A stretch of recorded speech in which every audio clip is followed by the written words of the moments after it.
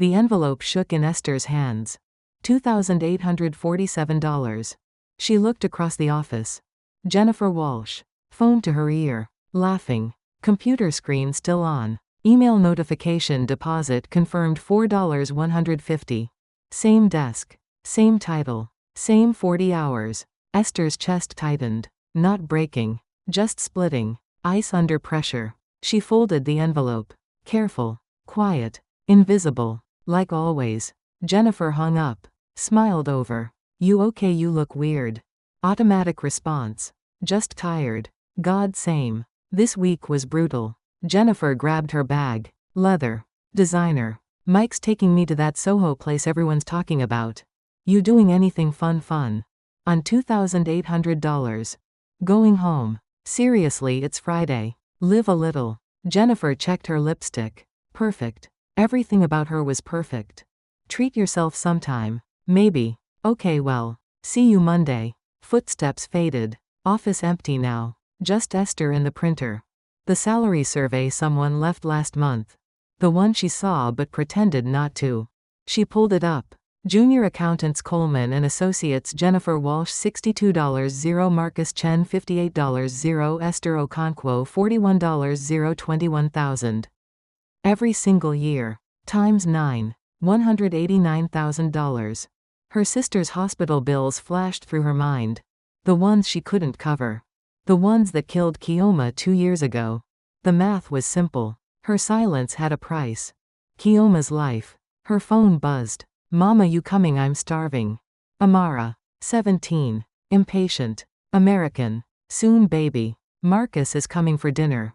Remember Marcus? The activist boyfriend. Questions everywhere. 30 minutes. She hung up. Stared at those numbers. 189,000. Everything. Listen. Before I tell you what happened next, I need something from you. Drop a comment. Tell me where you're watching from. What city? What country? Because I need to know how far this goes. How many of you know exactly what I'm talking about?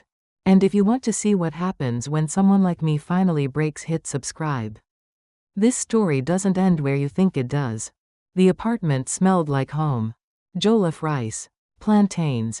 That wooden spoon from Lagos Esther brought 17 years ago. Amara at the stove. Stirring. You're late. I know. Marcus will be here in 15. Esther set her purse down. The envelope inside burned. How was class interesting actually? Professor Mitchell talked about wage gaps. Amara didn't look up. Women make 77 cents for every dollar men make.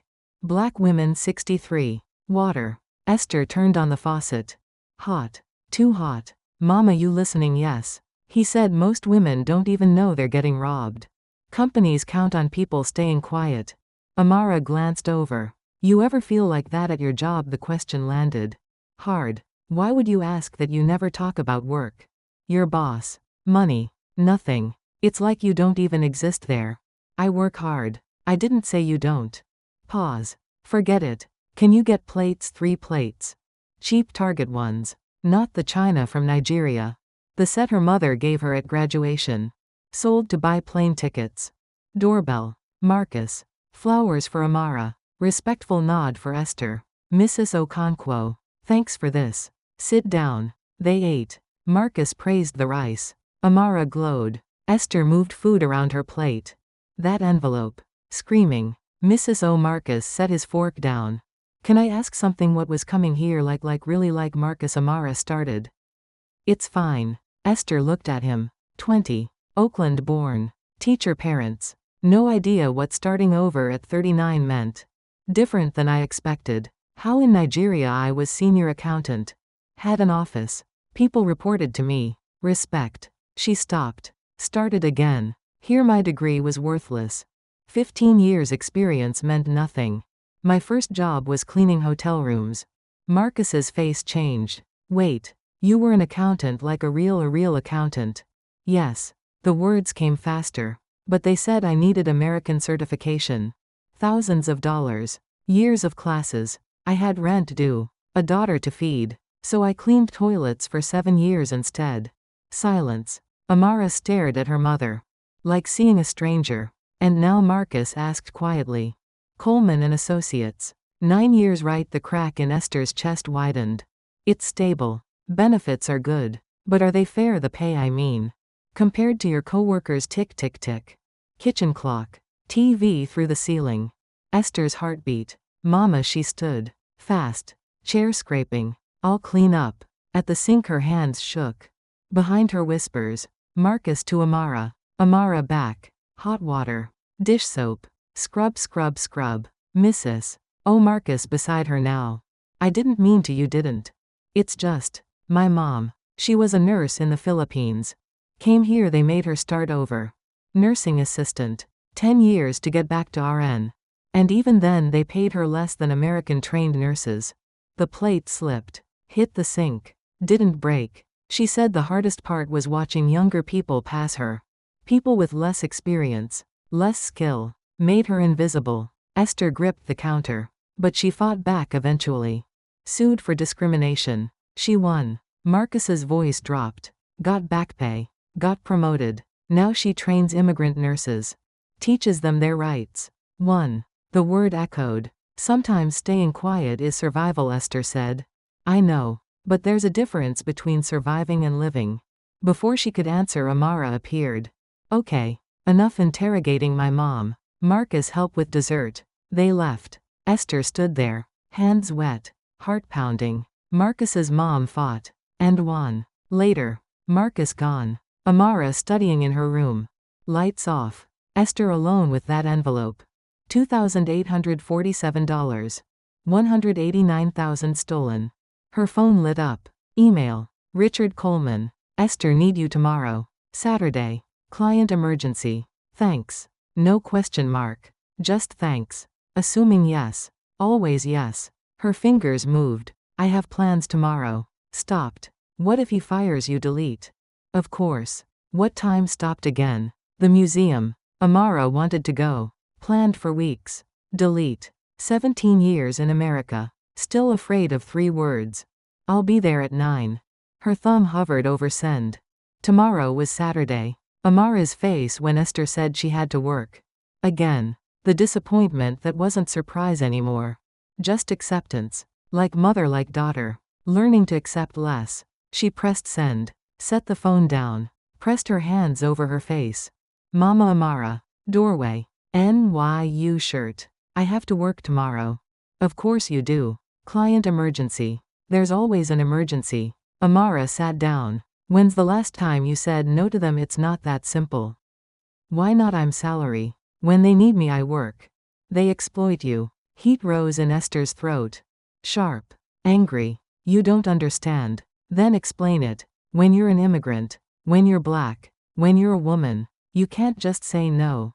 You can't demand things. You have to be grateful. Grateful. Amara's voice rose. For what? For having a job at all, a job that pays you 40% less than white people doing the same work. Esther's head snapped up. What did you say? Come on. You think I'm stupid? You work twice as hard as anyone and we live here while Jennifer drives a BMW. She has a husband. 2 incomes. She has parents who paid her tuition. She doesn't wire money to Nigeria every month.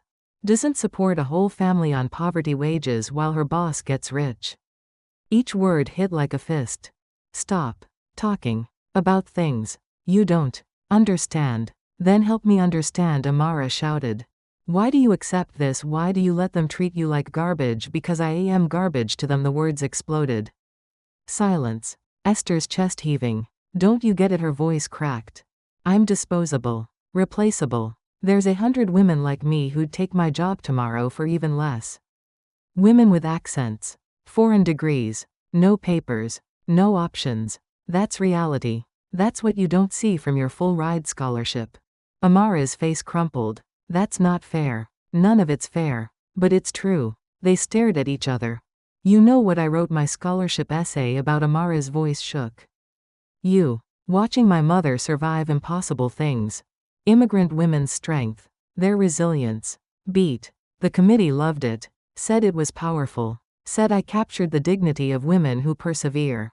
Another beat. But you know what I left out? That your perseverance looks like defeat. Your strength looks like surrender. Your dignity costs $189,000 and you won't even fight for it. The number. Amara knew. How did you? I saw the survey. Last month. In your purse. You think I don't notice things? Esther couldn't breathe. Is that what you think of me, that I'm weak? I think you're scared. And I think Marcus's mom was scared too. But she fought anyway. She sued and won, and now when Marcus talks about her he sounds proud. Tears now. When I talk about you I sound sad. So you're ashamed of me. I'm sad for you. There's a difference. Esther grabbed her purse, stood, walked to her bedroom, closed the door, slid down it. That envelope. $2,847. Kioma's face before she died. Thin. Gaunt. You tried, sister. You tried. But she hadn't. Not really. She'd stayed quiet. And Kioma died. Her phone buzzed. Richard's email still there. That casual thanks. Her fingers moved. I can't make it tomorrow. Family commitment. She read it. Again. Again. 17 years of yes. Reliable Esther. Quiet Esther. Grateful Esther. Her finger hovered. One no could cost everything. Or maybe saying yes had already cost everything. She pressed send. Whoosh. Gone. 5 seconds. Victory. Then panic. Oh God. What did she just do? Phone buzzed. Richard understood. Jennifer can cover it. Enjoy your weekend. That was it. No anger. No threats. Just. Fine. Jennifer can cover. Jennifer. Who made $21,000 more. Who never worked weekends. Who Richard actually asked instead of commanded. Esther read it again. Something shifted. That crack. Widening. Bigger. Dangerous. Hope. She opened the door. Amara on the couch. Crying. Baby. Amara looked up. I said no. To work. We're going to the museum tomorrow.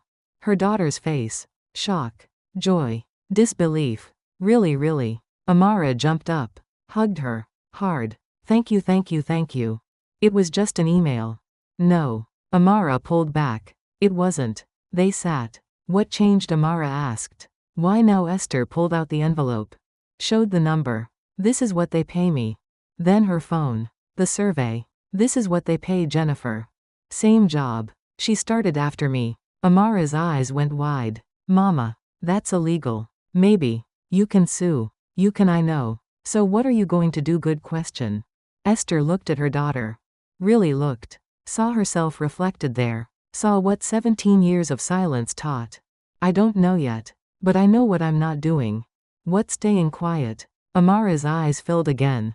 Different tears. I'm sorry. For what I said. About being sad. Don't be. You were right. I was mean. You were honest. Esther pulled her close. You woke me up. They sat like that. Mother. Daughter. Immigrant. American. Silent. And finally finding voice.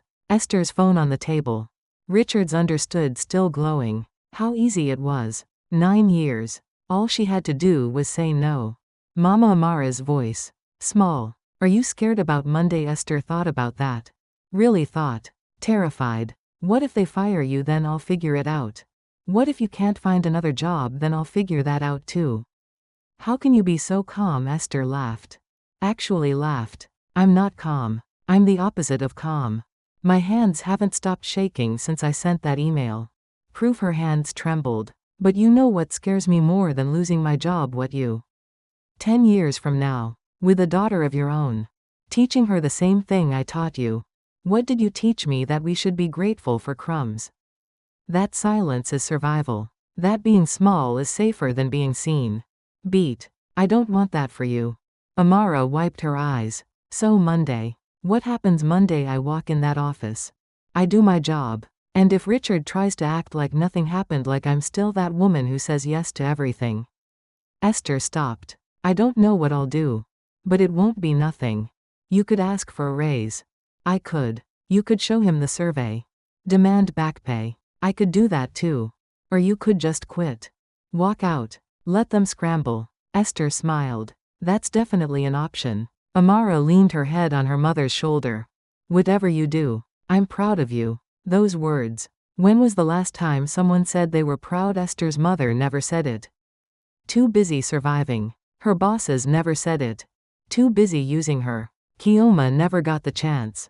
But Amara said it. And somehow that mattered more than all of it. Thank you, baby. They sat in the dark. Outside the city hummed. Sirens. Car horns. Someone laughing drunk on the street. Life moving forward. And inside that small apartment something had shifted. Esther didn't know what Monday would bring. Didn't have a plan. Didn't know if she'd find her courage or lose her nerve. But she knew this: she'd sent that email. She'd said no. And the world hadn't ended. That was something. That was enough. For now. Saturday morning. Sunlight through thin curtains. Esther woke up before her alarm. Heart racing. Yesterday she said no. Today she had to live with it. The museum. Right. Amara. She got up. Made coffee. Hands still shaking a little. Her phone buzzed. Richard. Her stomach dropped. Esther, Jennifer's sick. Can you cover the client meeting after all? Just 2 hours. I know you said family plans, but this is urgent. There it was. Testing her. Seeing if yesterday was real or just a fluke. Her fingers hovered. 2 hours. That's all. The museum could wait until afternoon. No. Stop. This is how it starts again. She typed, I can't. Family commitment stands. Hope Jennifer feels better. Send. Set the phone down. Walked away before she could see his response. Mama Amara's voice. Sleepy. You up making breakfast? Museum opens at 10. Amara appeared. Smiled. You're really doing this? I said I would. I know, but she stopped. Never mind. What do you want to eat? They made pancakes together. Esther's phone kept buzzing. She ignored it. Aren't you going to check that? Amara asked. No. What if it's important? Then they'll figure it out without me. Amara stared. Like she didn't recognize her mother. Good. Esther didn't recognize herself either. At the museum they wandered through African art exhibits. Masks. Sculptures. Textiles. Esther stopped at a Yoruba piece. Textile work. Intricate patterns. My grandmother made something like this, she said quietly.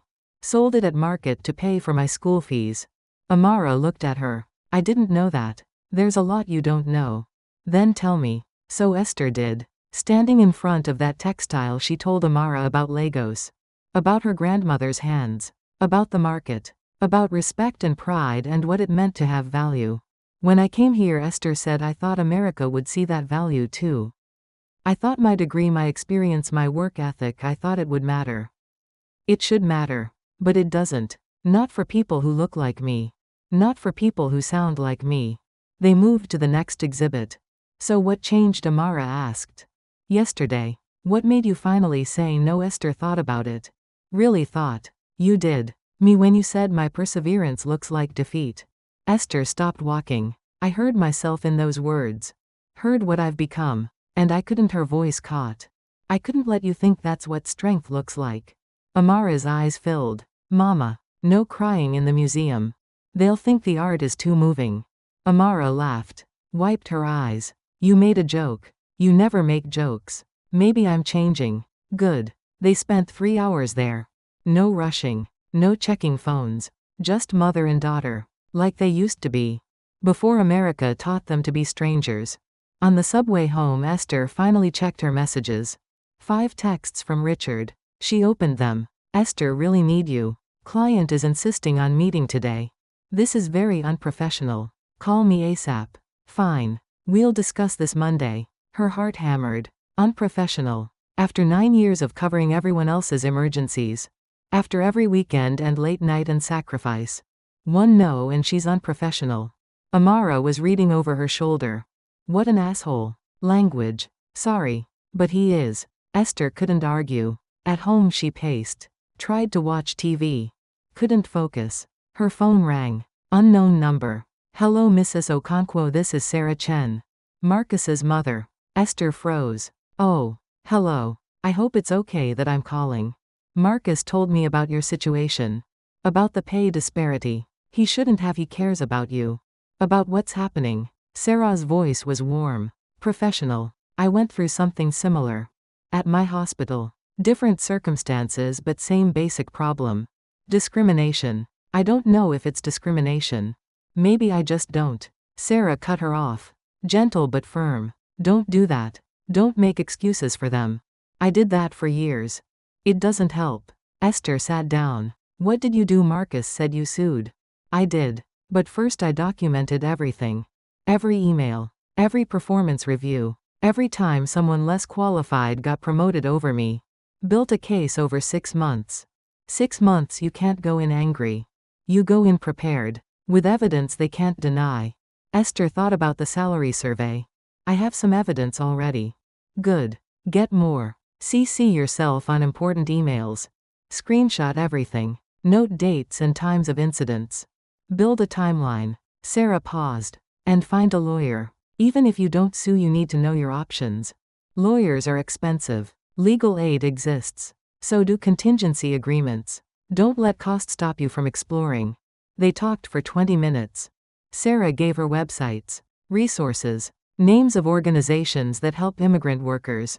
When they hung up, Esther felt something new. Not just anger. Strategy. Sunday morning. Esther woke up with purpose. She opened her laptop. Started researching. Equal Employment Opportunity Commission. Wage discrimination. Civil Rights Act. Title VII. The law was clear. What Coleman and Associates was doing illegal. She found her old performance reviews. Read through them. Exceeds expectations 2016, outstanding work ethic 2017, invaluable team member 2018, consistently reliable 2019, every year. Glowing reviews. But Jennifer got promoted. Marcus Chen got promoted. Esther stayed exactly where she started. She opened a new document. Started writing everything down. Dates hired. Current salaries. Responsibilities. Who got promoted when. The pattern was clear. White employees promotions every 2-3 years. Esther stuck for 9 years. Her phone rang. A daze. Her Nigerian friend. Sister, how are you? I said no to working Saturday. Silence. Then what? Esther told her everything. The salary gap. The email. Richard's texts. Esther. Oh my God. What are you going to do? I don't know yet. But I'm documenting everything. You're going to sue maybe. Or maybe I just quit. And do what? We're not young anymore. Jobs aren't easy to find. I know. And your daughter. College is expensive even with scholarship. Living expenses, I know. A daze. I know all of this. Silence. I'm sorry, a daze said quietly. I'm just scared for you. I'm scared for me too. But I'm also. Esther stopped. I'm tired. Of being scared. Of being small. Of accepting less because I'm grateful to have anything. So you're really doing this? I think I am. After they hung up, Esther kept working. Building her case. Finding evidence. She found emails where Richard asked her to do Jennifer's work. Screenshots of group chats where her ideas were credited to others. Every piece of evidence made her angrier. And clearer. Sunday evening. Amara studying. Esther still at her laptop. Mama, you've been on that computer for 8 hours. I'm almost done. What are you doing? Esther turned the screen. Showed her the document. 15 pages now. Timeline. Evidence. Pattern. Amara read. Her face got harder. They've been stealing from you for 9 years. Yes. This is Mama, this is criminal. It's business. It's racist. The word hung there. Esther had thought it. Never said it out loud. Maybe. Not maybe. Look at this. Amara pointed. Every person of color in junior positions. Every white person promoted. It's not subtle. She wasn't wrong. So tomorrow, Amara said. What's the plan? I go in. I do my job. If Richard tries to talk about Saturday, you tell him about the salary gap. Maybe. Mama. I don't know if I'm ready for that conversation yet. When will you be ready? Good question. Esther looked at her screen. At 9 years of evidence. At her daughter's face. At the life she'd built on silence. Maybe I'll never be ready. Maybe I just have to do it anyway. Amara smiled. That's the most badass thing you've ever said. Language. You love when I curse. Admit it. She did. A little. That night Esther couldn't sleep. She kept rehearsing conversations. Richard, we need to talk about my compensation. No. Too weak. I've discovered a significant pay disparity that needs to be addressed immediately. Better. But still scared. You've been paying me 40% less than my white coworkers for 9 years. I want back pay and a raise or I'm filing with the EEOC. Her heart raced just thinking it. She got up. 3 a.m. Made tea. Her laptop still open. That document. That evidence. She read through it again. Every email. Every review. Every time she'd been passed over. The anger returned. Hot. Sharp. Good. She needed that. She opened a new email. Started typing. Dear Richard, the first I'm writing to formally request a meeting to discuss my compensation and career progression at Coleman and Associates. She stopped. Deleted it. Too formal. Too scared. Started again. Richard, we need to talk about my salary. I've discovered that I'm being paid significantly less than my coworkers despite having more experience and consistently excellent reviews. This needs to be corrected. Better. She kept typing. Listed the salary gaps. Noted Jennifer's promotion. Marcus Chen's raise. Her own stagnation. Ended with I'm requesting a meeting this week to discuss bringing my compensation in line with my colleagues and addressing the back pay I'm owed. Please let me know your availability. Professional. Clear. Direct. Her finger hovered over send. 4 a.m. Monday was in 6 hours. She could send it now. Let him read it before she arrived. Or send it from the office. Face to face. Or not send it at all. Just have the conversation. Her heart hammered. This was real. This was happening. She thought about Keoma. About that hospital turning her away because Esther didn't have enough money. Money she should have had. Money they stole. She pressed send. The email whooshed away. Done. No taking it back. She closed her laptop. Went to bed. Didn't sleep. Just waited for morning. At 6 a.m. her phone buzzed. Richard's response, my office. 9 a.m. 3 words. No punctuation. She could read the anger through the screen. Good. Let him be angry. She was angry too. At 7 Amara knocked on her door. Mama, you awake? Yes. Did you send it? Yes.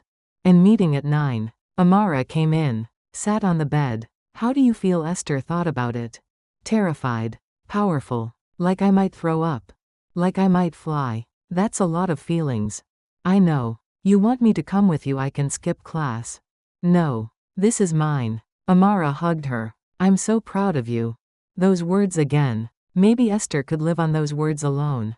At 8:30 she dressed.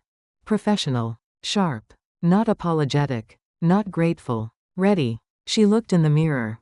47 years old. Gray showing in her hair. Lines around her eyes. But today she looked different. Stronger somehow. Or maybe just done being weak. She grabbed her bag. That document printed. Evidence ready. Walked out the door. On the subway she practiced breathing. In. Out. In. Out. People around her. Lost in phones. In thoughts. Nobody knew. Nobody cared. That she was about to change everything. Or lose everything. Same difference maybe. The office building loomed. 42 stories. Glass and steel. She'd walked through these doors for 9 years.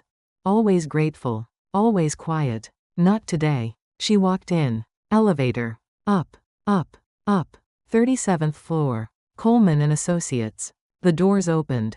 Jennifer at her desk. Looked up. Oh. Hey Esther. Feeling better? Esther stopped. What? Richard said you were sick Saturday. That's why you couldn't make it. Liar. He told Jennifer she was sick.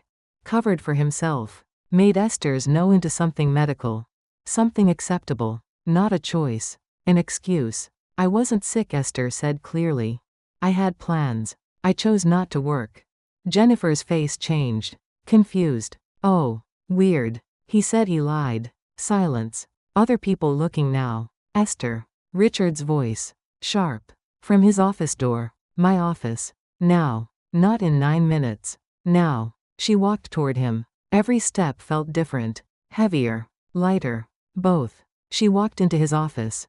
He closed the door. And everything changed. Richard sat behind his desk. Didn't offer her a chair. What the hell was that email, Esther? She stayed standing. A formal request to discuss my compensation. Your compensation. He laughed. Short. Cold. You've been here 9 years. Never complained once. Now suddenly you want to negotiate, not negotiate. Correct. Excuse me, I'm being paid 40% less than my colleagues.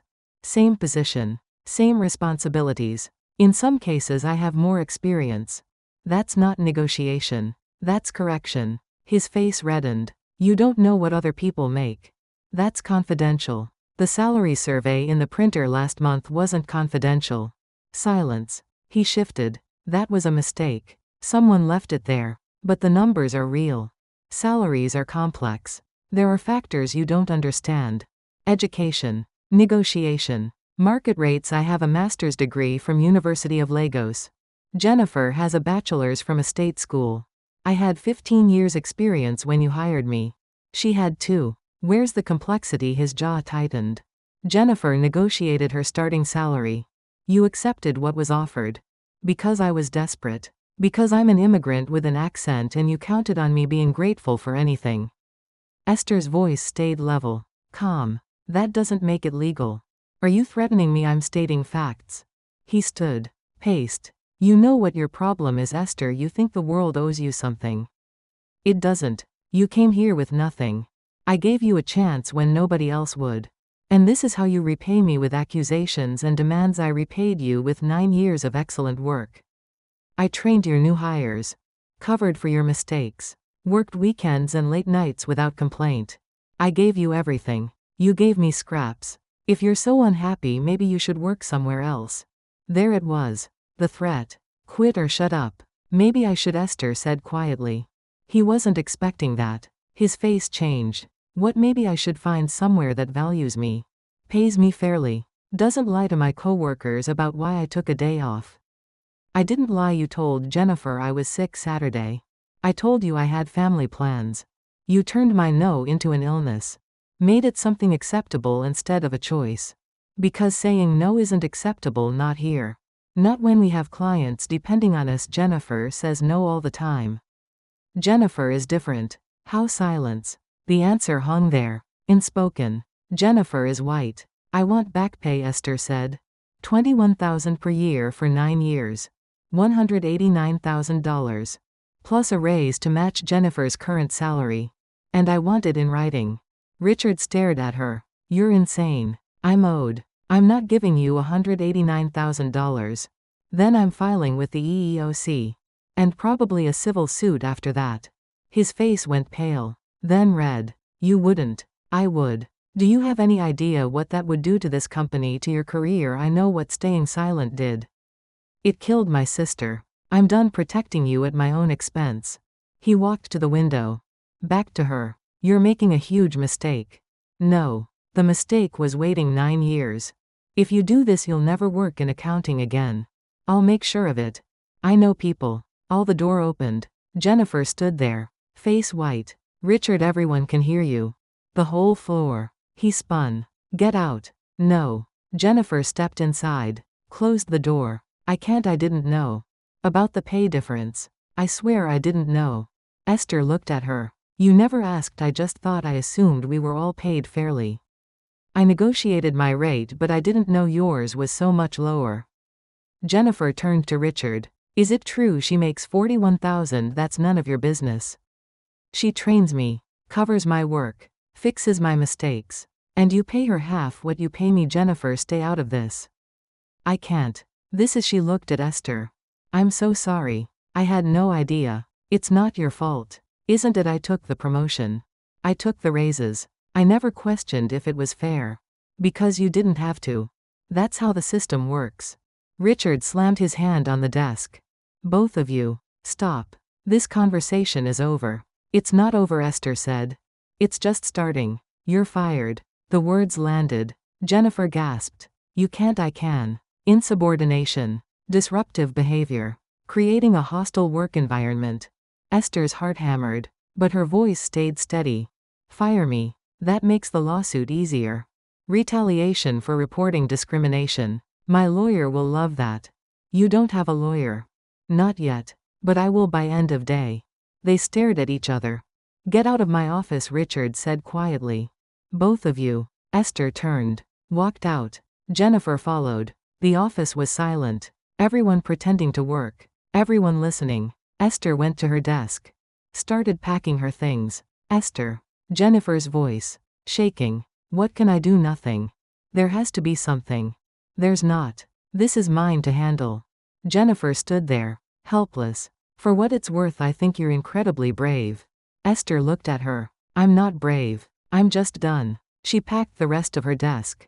9 years in a cardboard box. Her phone buzzed. Amara, how'd it go? Esther typed back, I think I just got fired.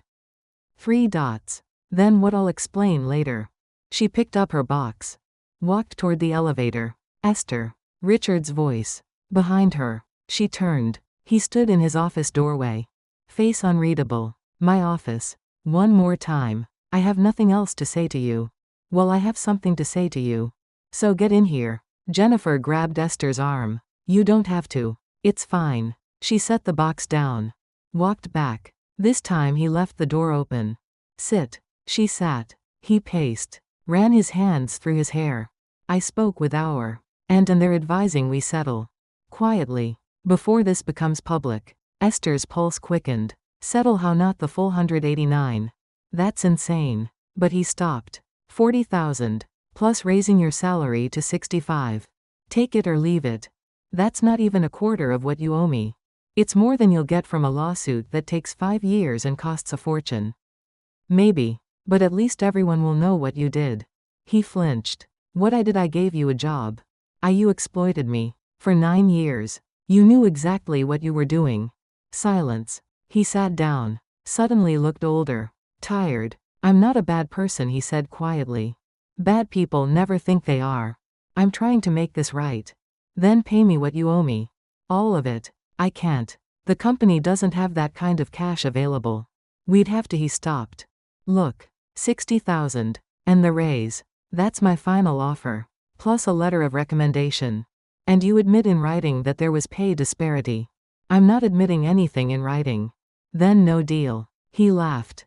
Bitter. You're really willing to walk away from 60,000? I walked away from silence. Everything else is easy after that. They sat there. The office buzzed outside. Phones.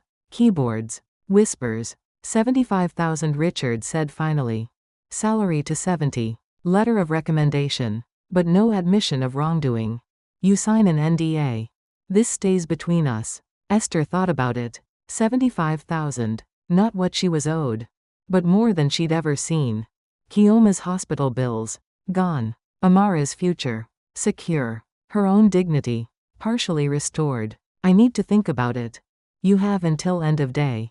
She stood. Fine. Outside Jennifer was waiting. What happened? He offered to settle. For how much? Enough. Maybe. I don't know. You should take it. Get what you can and run. Maybe. But something felt wrong. Esther went to her desk. Sat down. Stared at her screen. Her phone rang. Unknown number again. Hello, Ms. Okonkwo, this is Patricia Williams. I'm an employment attorney. Sarah Chen gave me your name. Esther's throat tightened. Hi. Yes. She mentioned you might call. She told me about your situation. I'd like to help. Can we talk right now? My boss is offering 75,000 to settle. Quietly. With an NDA. Patricia was quiet for a moment. What does your gut say? That it's not enough? That he's scared? That if he's offering 75 I could get more? Your gut is right. Employers don't settle fast unless they're worried. What else did he offer? Esther told her. The raise. The letter. The NDA. Typical. They want to buy your silence. Again. Patricia's voice hardened. Here's what I think. You have a strong case. Pay disparity. Retaliation. Possibly racial discrimination depending on the broader pattern. You could get double that amount. Maybe triple. But you said it yourself. It takes years. Sometimes. Not always. If the evidence is clear, they might settle bigger to avoid publicity. Especially if you're willing to file formal complaints. EEOC. State Commission. The works. Esther's head spun. What if I just want to be done? Take the money and move on. That's valid. Only you can decide what's worth it. But know this. That NDA means you can never talk about this. Not to warn other women. Not to change the system. You take the money and the problem continues. It's not my job to fix the system. I didn't say it was. I'm saying know what you're giving up. They talked for 20 minutes. Patricia explained the process. Timeline. Costs. Possibilities. When they hung up, Esther felt more confused than before. 75,000 in her hand today. Or fight for more and maybe get nothing. Safe or sorry. She didn't know anymore. At lunch she left the building. Walked to a small park nearby. Sat on a bench. Called Amara. Mama, what's happening? Esther told her everything. The confrontation. The offer. The lawyer. 75,000 is a lot of money, Amara said carefully. I know. But it's not what they owe you. No. So what are you going to do? I don't know. They sat in silence. Phone connection between them. Mama, can I tell you something? Of course. Whatever you choose, I support you. If you take the money, I get it. You've earned it. You deserve peace. But if you fight, Amara's voice caught. If you fight, I'm so proud. Either way, I'm proud. Esther's eyes burned. Thank you, baby. Also, Marcus says his mom wants to talk to you. She said something about the Filipino Nurses Association having a lawyer who works pro bono for immigrant workers. Pro bono. Free. That changed things. Text me her number. Already did. Esther smiled. You're smarter than me. I learned from the best. After they hung up, Esther called Sarah's lawyer friend. His name was David. Immigration attorney. Took discrimination cases. I'd take your case for free, he said after hearing the details. This is exactly the kind of thing we fight. Immigrant workers getting exploited because employers think they won't push back. And if we lose, you pay nothing. I eat the costs. That's how pro bono works. Why would you do that? Because I was that kid. My parents were immigrants. Factory workers. Got cheated constantly. Never fought back because they were scared. I became a lawyer so people like them wouldn't have to be scared anymore. Esther felt something shift. If I did this, how long? Hard to say. 6 months to 2 years depending on how hard they fight. But here's the thing. Once we file, they'll want to settle fast. Especially if you're willing to make noise. What kind of noise? Press. Social media. Industry publications. Make it uncomfortable for them. Most companies will pay double to make that go away. Esther thought about it. Her name out there. Her story public. Terrifying. And maybe necessary. I need to think. Take your time. But know this. You have leverage. More than you think. She walked back to the office. Head clearer. Sat at her desk. Looked at Richard's closed door. One choice gave her money and silence. The other gave her voice and uncertainty. Which did she need more? Her computer dinged. Email from our Ms. Okonkwo, please come to conference room B. We need to discuss your employment status. Here we go. She walked to the conference room. Richard already there. Plus Diane from our. Plus a man in a suit she didn't recognize. Ms. Okonkwo, please sit. This is James Morrison. Company attorney. Company attorney. They were serious. She sat. James opened a folder. We've reviewed Mr. Coleman's settlement offer. We're prepared to adjust the terms. $100,000. Salary increase to $75,000. Strong letter of recommendation. And you can resign instead of being terminated. All you have to do is sign. He slid papers across. Non-disclosure agreement. Confidential settlement. Release of all claims. This is a generous offer, Diane said. More than fair. Esther read through it. Legal language. Dense. But clear. Take the money. Never speak about this. Pretend it never happened. How long do I have to decide? We need an answer today. This offer expires at 5 p.m. Pressure tactic. She recognized it. I need to speak with my attorney. James's eyebrow raised. You have an attorney? I will by end of day. She stood. Took the papers. I'll give you my answer at 5. Outside her hands shook. 100,000. More than she made in 2 years. Life-changing money. But the NDA. The silence. The precedent. What about the next woman, the next immigrant, the next person Richard decided to underpay because he could? She called David. They're offering 100,000. He whistled. They're scared. Really scared. What else? She told him. Here's my professional opinion. That's a decent settlement. You could take it and walk away clean. But here's my personal opinion. You could get more. And you could force them to change their practices. Not just for you. For everyone. How? By filing publicly. EEOC complaint. Press release. Making this a story they can't bury. That sounds exhausting. It is. But it's also powerful. Up to you. She hung up. Looked at the clock. 3 p.m. 2 hours to decide. She walked back to her desk. Jennifer approached. Esther. I've been thinking. If you fight this, I'll testify. I'll tell them everything I know about pay differences. About how Richard operates. Whatever you need. Esther looked at her. Why would you do that? Because it's right. And because I've benefited from a system that's been screwing you. Time I did something about it. Marcus Chen appeared. I'll testify too. I've seen things. Heard things. They're not clean here. One by one colleagues approached. Quietly. Offering support. Not everyone. But enough. Enough to matter. At 4:30 Esther made her decision. She walked to the conference room. Richard. Diane. James. All waiting. Well, Richard asked. Esther set the papers down. Unsigned. No. Diane blinked. No, I decline your offer. James leaned forward. Ms. Okonkwo, this is an extremely generous settlement. I strongly advise I don't want your advice. I want what I'm owed. $189,000 in back pay. Salary equity. And a commitment to audit all employee compensation for disparities. Richard laughed. That's insane. That's fair. We'll never agree to that. Then I'm filing with the EEOC tomorrow. And calling the New York Times. I'm sure they'd love a story about a major accounting firm systematically underpaying immigrant women. The room went silent. James's face hardened. That would be very unwise. For who you or me, this firm has significant resources. We can fight this for years. Bury you in legal fees. Destroy your reputation. Make sure you never work again. Maybe. But I'll be loud the whole time. And social media loves a good David and Goliath story.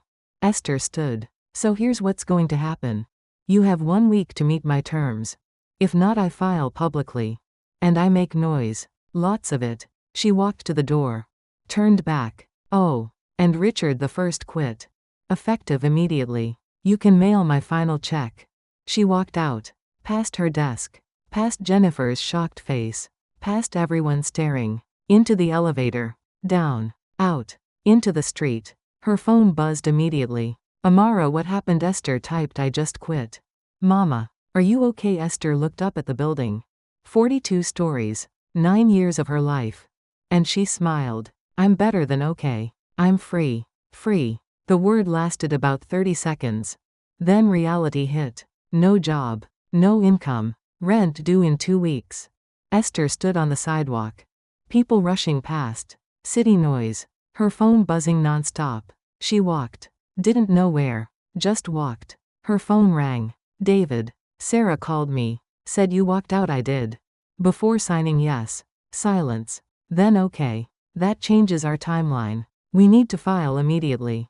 Before they claim you abandoned your position. I quit. That's not abandonment. In their version it will be. They'll say you stopped showing up. Refused to engage. We need to control the narrative. His voice was urgent. Can you meet me today? Now where? My office. Downtown. I'll text the address. She went. Small office. Immigrant rights posters on the walls. David was younger than she expected. Maybe 35. Wore jeans and a button down. Tell me everything. She did. He took notes. Asked questions. Recorded her answers. This is good. Really good. Clear pattern. Multiple witnesses willing to testify. Retaliation after you complained. We can file a strong case. How long? EEOC complaint goes in tomorrow. They investigate. Could take months. But once we file, Coleman will panic. They'll want to settle faster. What if they don't? Then we go public. Press release. Social media. Make them uncomfortable. Esther's stomach turned. My name everywhere. People judging. Talking. Yes. That's the cost. But it's also the power. He leaned forward. Esther, you're not just fighting for you anymore. You're fighting for every immigrant woman being exploited. That matters. Did it? She didn't feel powerful. She felt terrified. What do I do now? Today file for unemployment. Document everything. Save every email, text, voicemail. They'll try to discredit you. We need proof of everything. She left his office. Head spinning. Unemployment. She'd never filed before. Didn't even know how. Her phone rang. Amara. Mama, where are you? I've been calling. I'm fine. Just walking. You're not fine. You quit your job. Come home. Please. Home. Right. She took the subway back. Amara was waiting. Pacing. Sit down. Tell me everything. Esther told her. The offer. The rejection. Walking out. Amara's face went through shock, fear, pride, panic. $100,000 and you said no. I know. Mama, that's more than you've ever had. I know. So why? Because they wanted to buy my silence. Again. And I'm done being silent. Amara sat down hard. Okay. So what's the plan? File with EEOC. Wait for them to investigate. Hope Coleman settles. And if they don't, then we figure it out. Amara grabbed her hand. You're not alone in this. I know. But she felt alone. Completely alone. That night she couldn't sleep. Checked her bank account. $3,000. Rent was $1,800. Food. Bills. Amara's expenses. She had maybe 2 months. If she was careful. 2 months to find a job or win a settlement. 2 months before everything fell apart. She got up. Made tea. Sat in the dark. Her phone buzzed. Email. Jennifer Walsh. Esther, I meant what I said. I'll testify. But I need to tell you something. Richard called me into his office tonight. Asked me directly if I'd talked to you about pay. If I knew about your complaint. I lied. Said no. But he's watching everyone. Be careful. Esther stared at the message. Richard was scared. Good. But also dangerous. She replied, thank you for the warning. And for being willing to testify. That means everything. Jennifer wrote back immediately, I've been thinking about other women here. I asked around carefully. There's a pattern. All the women of color make less. Significantly less. This is bigger than just you. Bigger than just her. That should feel empowering. Instead it felt crushing. How many women, how many years, how much money? Morning came. Esther filed for unemployment online. Filed the EEOC complaint with David's help. Then waited. Day 1 nothing. Day 2 email from Coleman's lawyer. We're disappointed you chose this path. We urge you to reconsider and settle amicably. She didn't respond. Day 3 her final paycheck arrived. Direct deposit. $2,847. The number made her sick now. Day 4 a letter. Certified mail. From Coleman and Associates. She opened it. Her hands shook. Notice of violation of non-compete agreement. What she read faster. They were claiming she'd signed a non-compete when hired. That filing complaints with EEOC violated it. That seeking employment elsewhere would violate it. They were threatening to sue her if she got another job. David, she called him immediately. They're saying I can't work anywhere. Non-compete. Is this legal? Whoa, slow down. Send me the letter. She did. 5 minutes later, this is bullshit. Complete intimidation tactic. New York severely limits non-competes, especially for regular employees. They're trying to scare you.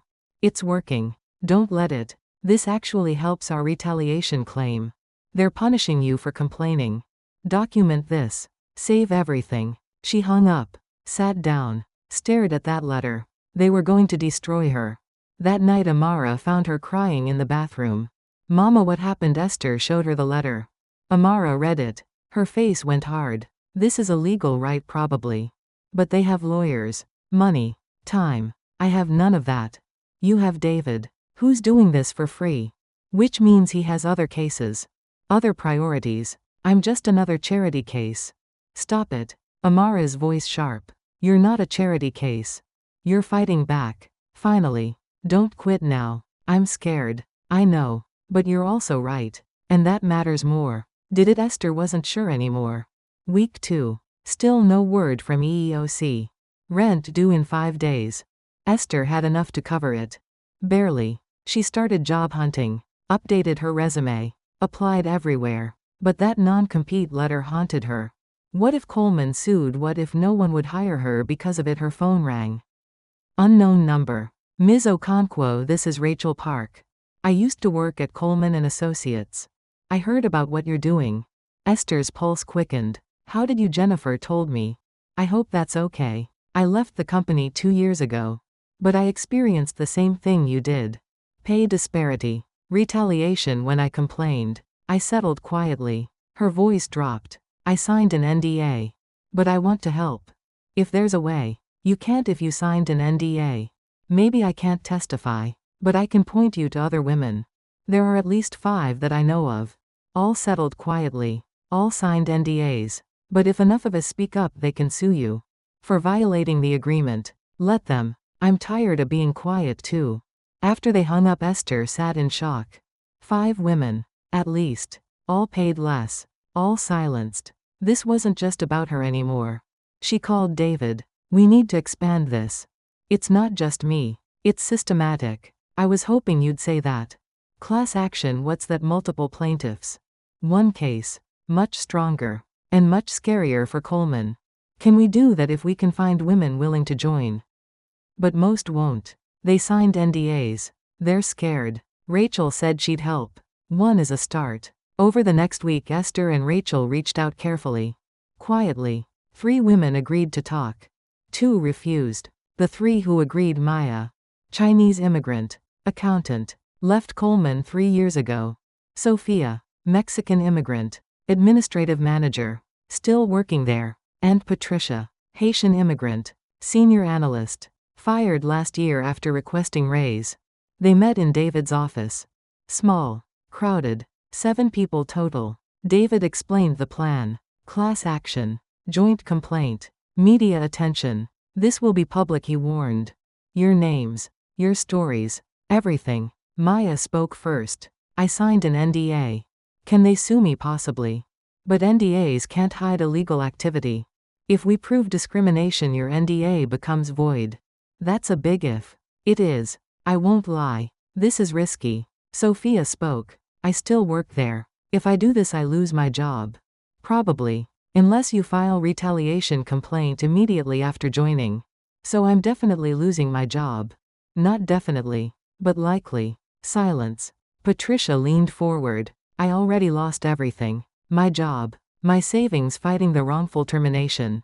My reputation. I have nothing left to lose. I'm in. Maya hesitated. I have a family. Kids. I can't risk. I understand, David said. No pressure. But Esther felt the pressure. Felt the weight of needing these women. I have a daughter too, Esther said quietly.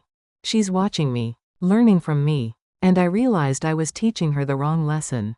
That survival means staying small, accepting less, being grateful for scraps. She looked at Maya. I don't know if we'll win. I don't know if this will work. But I know I can't look at my daughter anymore and tell her to be quiet when she's being cheated. Maya's eyes filled. I hate you for saying that.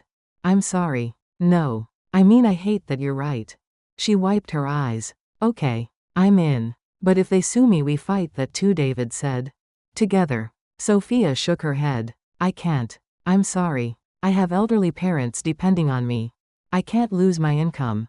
I understand. But I can give you documents. Emails. Salary information. Anything that doesn't require me to go public. That helps.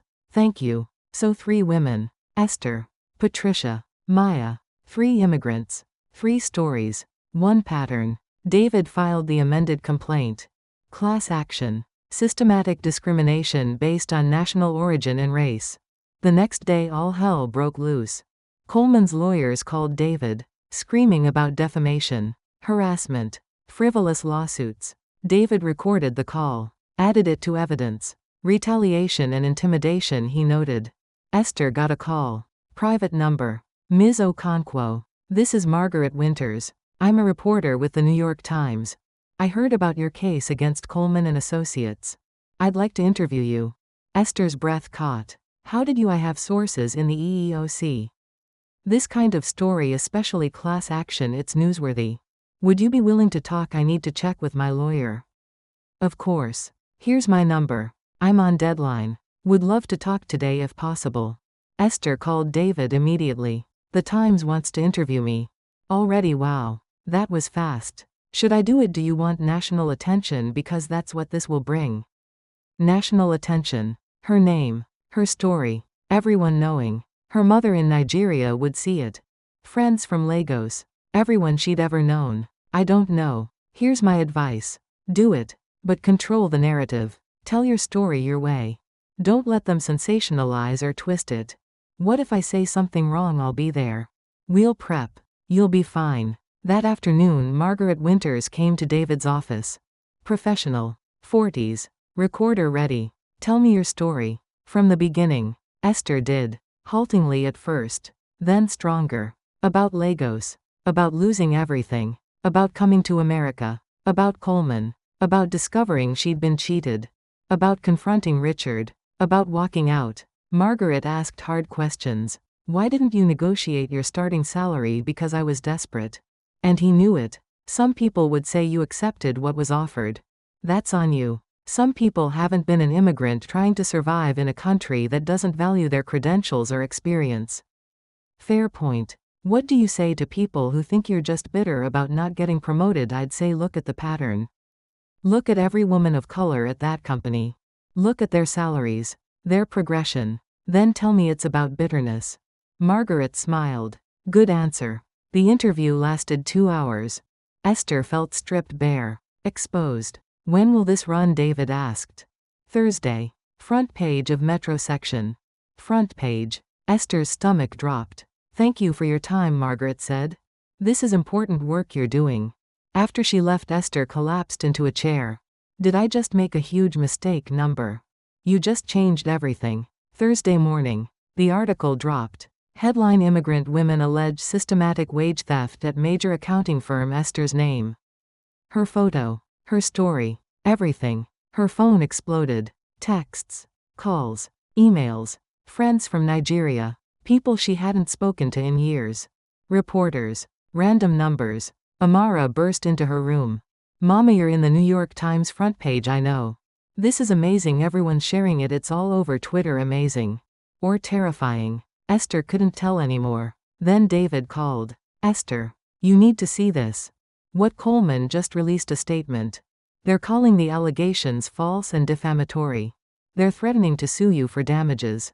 They're suing me. Threatening. It's posturing. But it's working. Media is picking it up. Law firm fights back against discrimination claims. They're trying to make you look like the aggressor.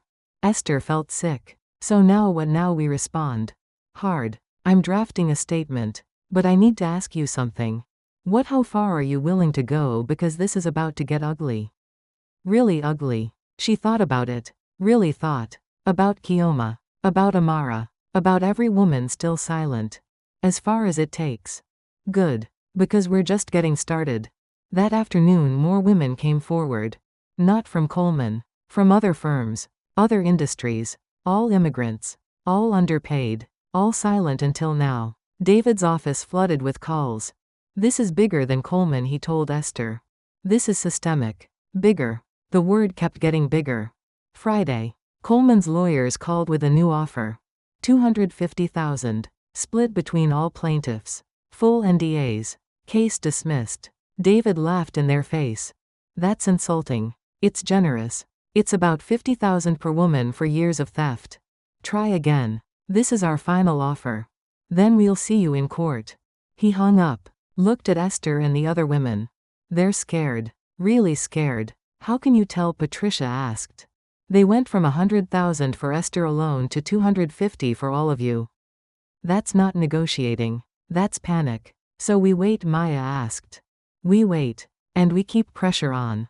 More press. More noise. Make them hurt. That weekend Esther got a call. Her mother. From Nigeria. Esther. I saw the news. About the lawsuit. Mama, I can explain. Are you okay? Do you need money? Esther stopped. What? Your sisters and I. We've been talking. We can send something. To help while you fight. Tears came. Unexpected. Mama, I'm okay. You're on the news fighting rich Americans. You're not okay. Let us help. I don't need money. I need. She didn't know what she needed. I need to know I'm doing the right thing. You are. Your father would be so proud. Her father. Dead 15 years. She barely remembered his voice. You think so? I know so. He always said silence protects the powerful. Truth protects everyone else. They talked for an hour. Esther's mother told her stories. About her father. About fighting colonial bosses. About standing up when standing up cost everything. You come from fighters, her mother said. Don't forget that. Monday. Week 3 since she quit. Rent covered. Bills paid. But savings almost gone. Unemployment hadn't kicked in yet. Bureaucracy moved slow. Esther started selling things. Old jewelry. Clothes. Furniture she didn't need. Making money any way she could. Amara noticed. Mama, we're going to be okay. I know. No, really. Marcus's mom knows people. She's putting out feelers for jobs. You'll find something. Maybe. If the non-compete didn't scare everyone away. Her phone rang. Coleman's lawyer. Not David. Directly to her. Ms. Okonkwo. We'd like to meet. Just you and me. No lawyers. Off the record. Why? Because I think we can resolve this. Quickly. Fairly. If we can talk human to human. Every instinct screamed trap. I need to speak with my attorney. Of course. But consider it. Sometimes lawyers complicate things. Make them bigger than they need to be. He hung up. She called David immediately. Don't do it. Classic intimidation. They want to get you alone. Make you doubt. Make you settle cheap. I wasn't going to. Good. We're close, Esther. I can feel it. They're desperate. Just hold on. Hold on. With what money running out? Job prospects dim. Her name all over the news attached to lawsuit. But she held on. Because what else could she do that night? Another email. Subject: thank you. From a woman named Lisa. Vietnamese immigrant. Worked at a different firm. I saw your story. I've been underpaid for 6 years. Never said anything. Too scared. But reading about you, about the other women, I filed a complaint today. With my hour. With EEOC. Because of you. Thank you for being brave enough to go first. Esther read it twice. Then showed Amara. See, you're changing things. Maybe. Or maybe she was just the first domino to fall. Either way, there was no going back now. Part 5, Week 4. Bank account $900. Esther stared at the number. Rent would be due again in 10 days. She had no idea how to pay it. Unemployment finally came through. $600 a week. Better than nothing. Not enough. She applied to 30 jobs. Got 2 interviews. Both ended awkwardly when they Googled her name. We'll be in touch, they said. They never were. Her phone rang. David. We got discovery. Coleman's internal documents. Salary records. Email chains. Everything. And it's worse than we thought. 23 women over 10 years. All immigrants. All underpaid by at least 30%. Total theft over $3 million. Esther couldn't breathe. $3 million, they knew. They had spreadsheets comparing immigrant workers to US-born. Deliberately paid less. Called it market adjustment for retention risk. What does that even mean? It means they assumed immigrants wouldn't leave or complain. So they paid you less because they could. Her hands shook. We have proof, we have everything. Emails from Richard to our. From HR to finance. Clear pattern. Clear intent. So we win, we should. But Coleman is fighting hard. They're claiming the documents are taken out of context. That salaries were based on individual negotiation. That there's no discrimination. Even with emails literally saying they paid immigrants less, they'll argue semantics. That retention risk was business strategy, not discrimination. Courts can be unpredictable. So what now? Now we push. File amended complaint with new evidence. Go back to press. Turn up heat. That afternoon, another Times article.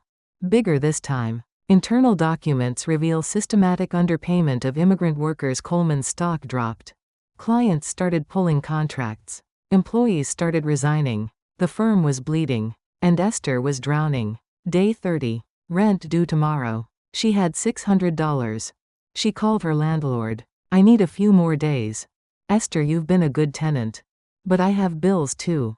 If I don't get rent by Friday, I have to start eviction process. I understand. Just a few days. Please. He sighed. Friday. That's it. She hung up. Put her head in her hands. Amara walked in. Saw her face. How bad? Can you borrow from someone who everyone I know is struggling too? What about the settlement? Can you ask Coleman to pay now? They haven't agreed to anything. And David says if we push too hard they'll dig in. Make us wait years. Amara sat down. Okay. New plan. I'll get a job. Drop some credits. Work part-time. Number. Mama, you have a full scholarship. You focus on school. I'll figure this out. How good question. That night Esther sold her mother's jewelry. The gold necklace. The earrings. The bracelet she'd worn on her wedding day.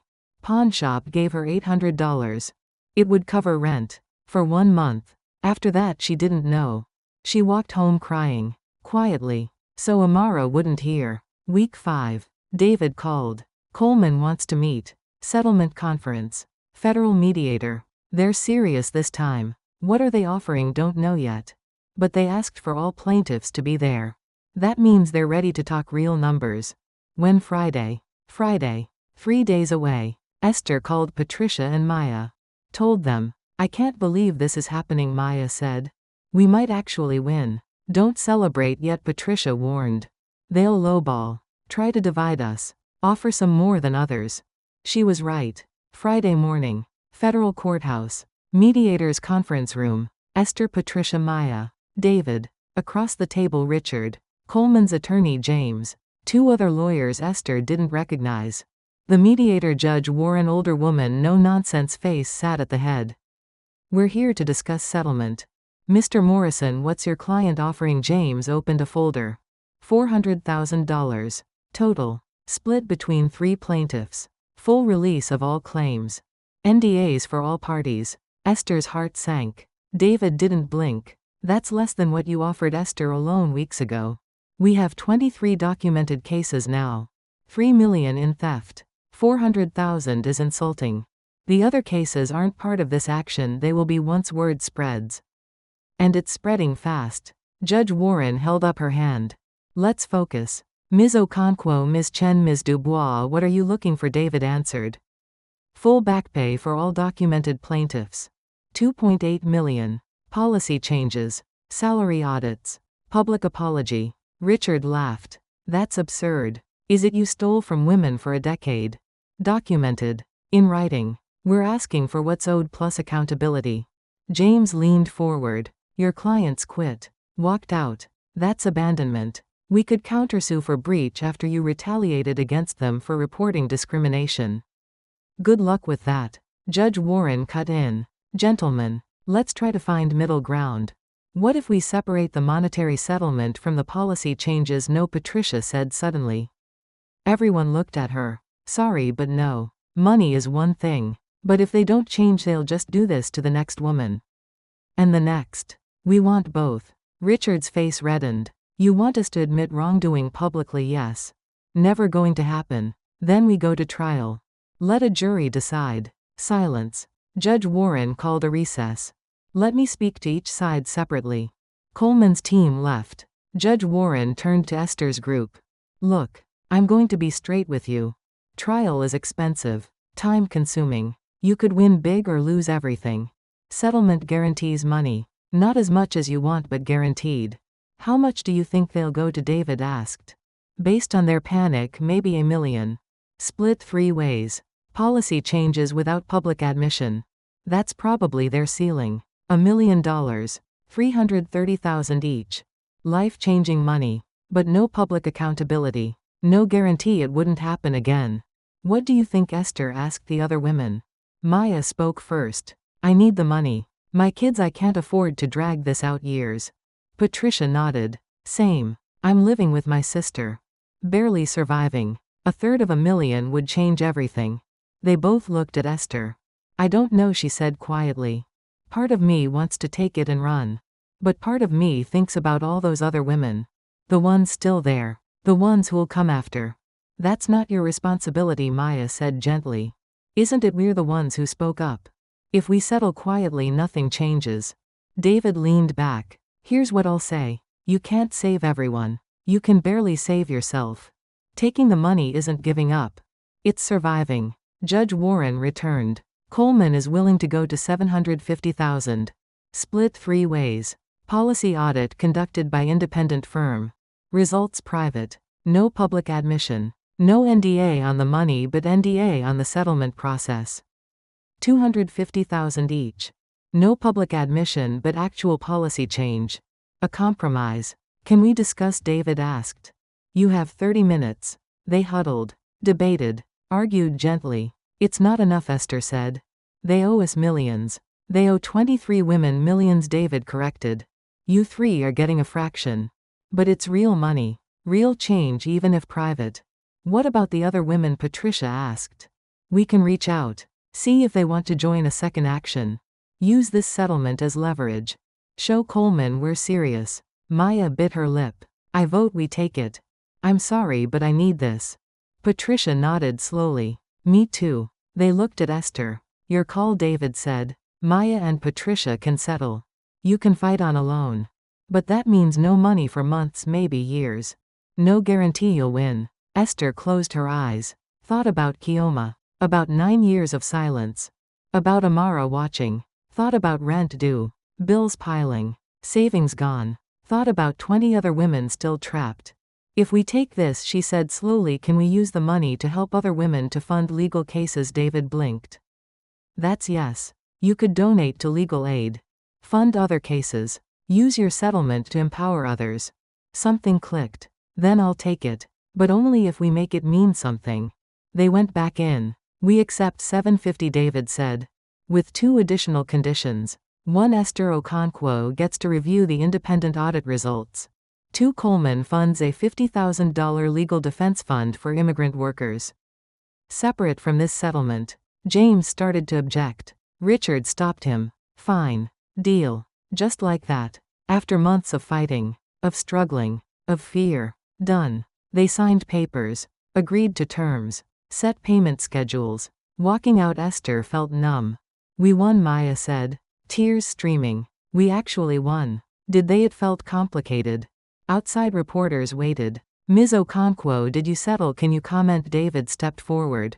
My clients and Coleman and Associates have reached a confidential settlement. All parties are satisfied with the outcome. What about the other women? The 23 cases we're currently reaching out to them. This is just the beginning. That night Esther couldn't sleep. $250,000. After taxes probably $190. More than she'd ever had. But Kioma was still dead. 9 years were still gone. Money didn't fix that. Amara knocked softly. Mama, you okay? Come in. Amara sat on the bed. You did it. We did it. So why do you look sad? I don't know. I thought winning would feel different. Better. But I just feel. She stopped. Empty. You're not empty. You're exhausted. There's a difference. Maybe. What happens now? Amara asked. I don't know. Find a job. Figure out life. Help other women if I can. Marcus's mom called. She wants to hire you. For her nonprofit. Immigrant Workers' Rights. Esther looked up. What she needs? Someone who understands the system. Someone who's lived it. She said you'd be perfect. I'm not a lawyer. You don't need to be. You need to be exactly who you are. Someone who fought back and survived. 3 months later. Esther started at the nonprofit. Not huge money. Enough to live. Enough to matter. She helped immigrant women file complaints. Understand their rights. Fight back. Every woman she helped felt like paying forward what David did for her. Patricia and Maya donated to the legal fund too. Together they'd helped 7 women so far. 7 voices that might have stayed silent. One afternoon Esther got a call. Ms. Okonkwo, this is Elena Rodriguez. I work at Coleman and Associates. I heard what you did. And I need help. Another woman. Another story. Another fight. Esther picked up her pen. Tell me everything. 6 months after the settlement, the Times did a follow-up piece. Where are they now? Women who sued Coleman and Associates. They interviewed Esther at the nonprofit office. Do you regret fighting back? The reporter asked. Esther thought about it. Really thought. I regret that I waited so long. I regret that my sister died before I found my courage. I regret teaching my daughter that silence was strength. But the lawsuit itself, number. Not for a second. Even though it cost you your job, your savings, your security, those things were never really mine if I had to betray myself to keep them. The article ran with a photo. Esther at her desk. Confident. Clear-eyed. Amara framed it. Hung it in their apartment. That's my mama, she told Marcus. Pride in her voice. And Esther heard it. Finally heard what she'd been searching for all along. Not gratitude. Not tolerance. Pride. 1 year later. Esther sat across from a young woman. Indian immigrant. Software engineer. Being paid 40% less than her male colleagues. I'm scared, the woman said. What if I lose everything? Esther took her hand. I'm going to tell you what someone should have told me 17 years ago. You've already lost everything. Your dignity. Your worth. Your voice. Fighting back doesn't risk those things. It reclaims them. But what if I fail? Then you fail knowing you tried. That's still better than succeeding at making yourself small. The woman wiped her eyes. Will you help me? Yes. Every step. That evening Esther went home. Small apartment. Still in Queens. But paid for. Secure. Amara was there. Studying. Marcus beside her. Mama, we're ordering Thai. You want your usual yes please? She sat down. Opened her laptop. Emails from women across the country. All asking for help. For guidance. For hope. She couldn't help everyone. But she could help some. And some was more than none. Her phone buzzed. Jennifer. Esther. Just wanted you to know. I quit Coleman. Joining a firm that actually values ethics. Partly because of you. Thank you. Another ripple. Another change. Small. But real. Amara brought her tea. You're smiling. What happened? Nothing. Everything. She paused. I'm just realizing something. What for 17 years I thought surviving meant staying quiet. Being grateful. Never causing trouble. And now I know that wasn't surviving. It was slowly disappearing. Amara squeezed her shoulder. But you didn't disappear. No. I didn't. She looked around. At her daughter. At this life they'd built. At the woman she'd become. Not perfect. Not easy. Not what she'd imagined when she left Nigeria. But real. Hers. Earned. 2 years after the lawsuit, Esther got an email from an address she didn't recognize. Subject: thank you for showing me it's possible. She opened it. Dear Ms. Okonkwo, you don't know me. But I'm the 24th woman. I work at Coleman and Associates. I saw what you did. I filed a complaint today. I'm terrified. But I'm also hopeful. Because if you could fight back after 9 years of silence, maybe I can too. Thank you for going first. Thank you for being loud. Thank you for not staying quiet. You saved more than yourself. You saved all of us who come after. Esther read it twice. Then showed Amara. See, this is why it mattered. I know. That night Esther couldn't sleep again. But this time not from fear. From something else. Peace maybe. Or purpose. She'd spent 17 years learning to be small. To accept less. To stay silent. And the rest of her life teaching others not to. Not everyone would understand. Not everyone would approve. But her daughter understood. The women she helped understood. That was enough. More than enough. 3 years later Coleman and Associates settled with 17 more women. Class action. Public this time. The firm was fined. Leadership changed. Policies reformed. Not perfect. But better. And it started with one woman who stopped saying thank you for scraps. Esther stood in front of a room full of immigrant women. Workshop on workplace rights. I'm not going to tell you fighting back is easy, she said. It's not. It's terrifying. Expensive. Exhausting. You might lose your job. Your security. Your peace of mind. She paused. But I will tell you this. Silence costs more. It cost me my sister's life. It cost me 9 years of dignity. It cost me more than any settlement could ever repay. The women listened. Rapt. Hungry. So if you're sitting here wondering if you should speak up, if you should fight back, if you should risk everything you've built on the hope that you deserve better, she looked at each face. Saw herself in every one. I can't tell you what to do. But I can tell you that the woman I was, the one who stayed quiet for 17 years, she's gone. And I don't miss her. Not even a little bit. The woman I am now, she's broke sometimes. She's scared sometimes. She doesn't have all the answers. But she has her voice. And that's worth more than any paycheck I ever cashed while pretending I didn't know I was being robbed. The room was silent. Then one woman raised her hand. I want to file a complaint. Will you help me? Yes. Another hand. Me too. Yes. Another. Another. 5 women. 5 voices. 5 fights. And Esther would be there for everyone. Because that's what speaking up meant.